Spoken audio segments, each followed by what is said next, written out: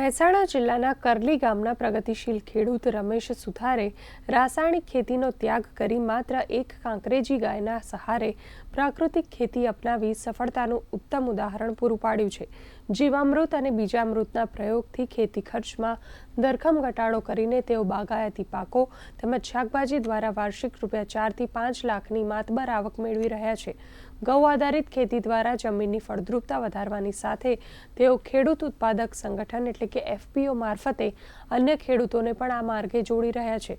રમેશભાઈની આ ઝેરમુક્ત ખેતીની ગાથા પર્યાવરણના જતન અને ખેડૂતોના આર્થિક સ્વાવલંબન માટે ખરા અર્થમાં પ્રેરણારૂપ છે। પૈયા મિક્સ બધું બાગાયતીમાં અંદર મિક્સ ઇન્ટરક્રોપિંગમાં મેં આદુ, હળદર, સુરણ, કોબી, ફુલેવર, ગાજર, મૂળા, બીટ, ધાણા, લસણ, ડુંગળી જેવા પાકોનું વાવેતર કર્યું।